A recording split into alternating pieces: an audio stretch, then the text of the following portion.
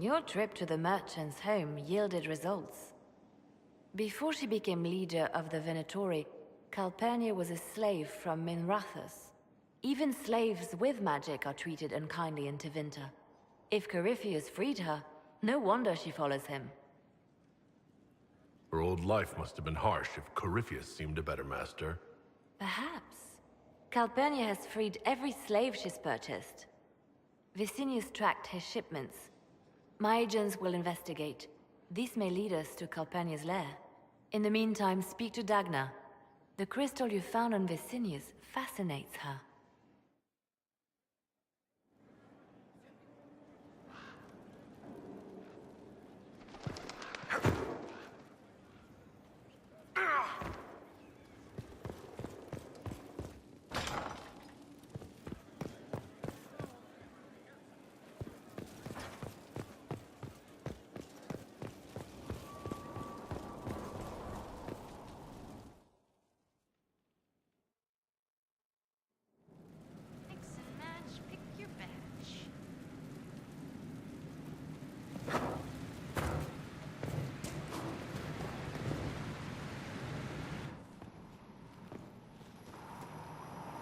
This is an amazing find, Inquisitor.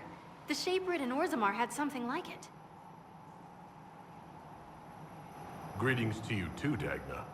They preserve voices, or a likeness, memories, you know? You don't know. Doesn't matter. The Venatori cracked it, but here... These documents you found, Inquisitor, I've made interesting... discoveries. Have no fear of demons. But the power will draw them unless you have wards against possession. Once you have become the vessel, demons will be beneath your concern. Prepare as I have directed. I shall, Elder One.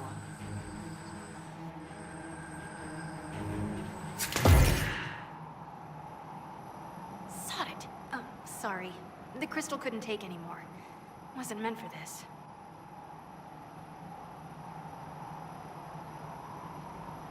Corypheus said Calpurnia was going to be a vessel. A vessel for what? They spoke of power and demons. But Calpurnia is already a magister. Corypheus must have some other plan. The crystal showed us Calpurnia hasn't bought into Corypheus's myth just yet. Well, I'm no shaper, but I might be able to get it to remember new sounds. Really? If we hid it among Calpurnia's belongings, imagine what we could learn. Huh. I can split it and keep half here. We could hear her speaking right then. It's not how they're supposed to work, and it'll probably break. As I said, I'm no shaper. Inquisitor, Calpurnia's Venatori have been digging up elven ruins. Tracking them might lead us to her. If this crystal were placed in a lair, I cannot overstate the value of what we might learn. It seems only fitting to turn Calpurnia's tools against her. Right. If there's a rift growing between Corypheus and Calpurnia, we must exploit it. I'll have the crystal ready soon. I think. Let me find the Quicksilver.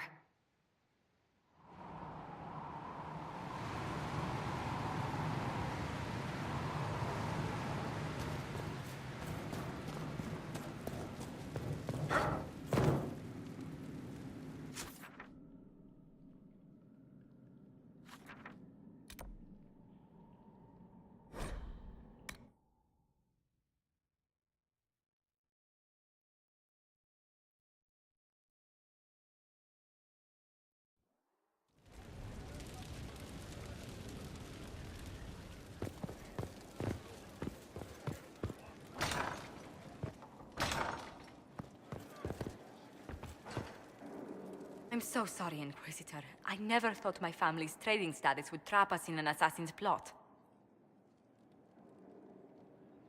You couldn't have known it would lead to this House of Repose coming after you. It still shouldn't have slipped past me. I've tracked down the last two parakeets. If they become gentry, they can annul the contract on my life. We'll require a noble from Val Royaux to sponsor them, a judge to provide documents, a minister to ratify them. It's so like you to take the longest course of action, even when your life is at stake. I assume you already know everything about this mess. There is a faster way, Josephine. The original contract on your life is in the vaults of the House of Repose. If my agents infiltrate it and destroy the original, the assassin will have no obligation to chase you. Leliana, please.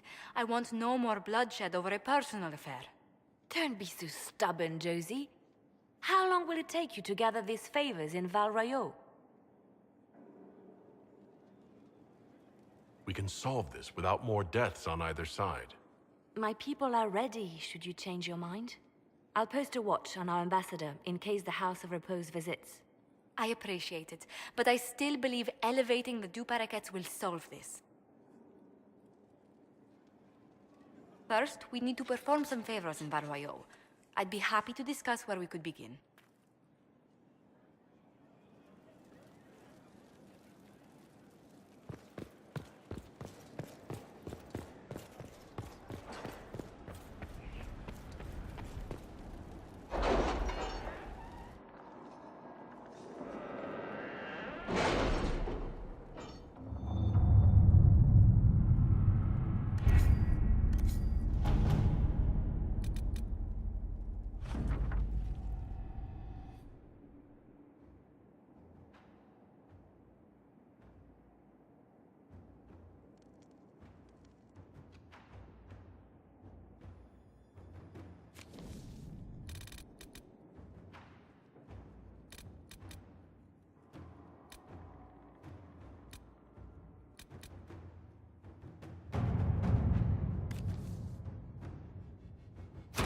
Inquisitor.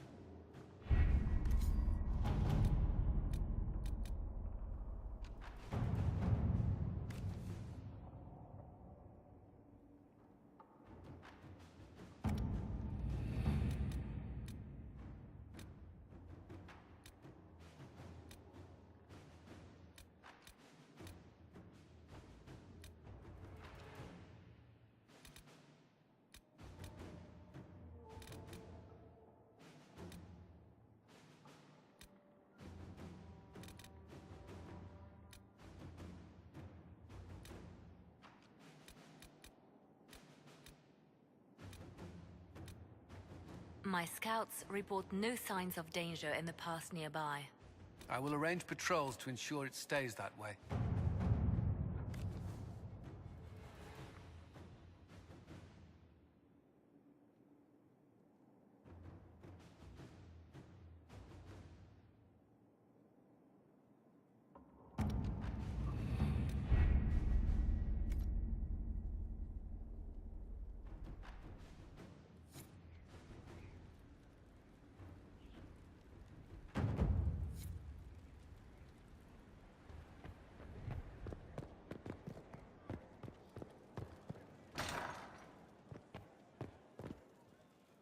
Any news on the House of Repose, Inquisitor? You said I'd have to do some favors in Val Royeaux if we want to make the Du Paraquets lords. The Countess Dion is our first step. Her lover, a mage from the White Spire, is missing. Bring her news of him and she'll be very amenable to sponsoring the Du Paraquets as lords.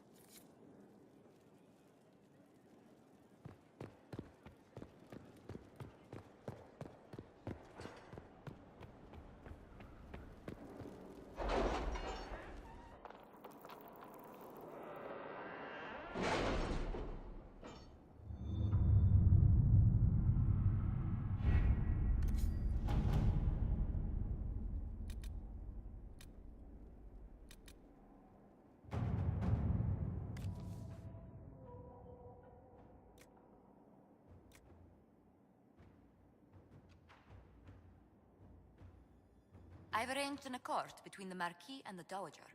Wonder of wonders. Perhaps they can be useful to us after all.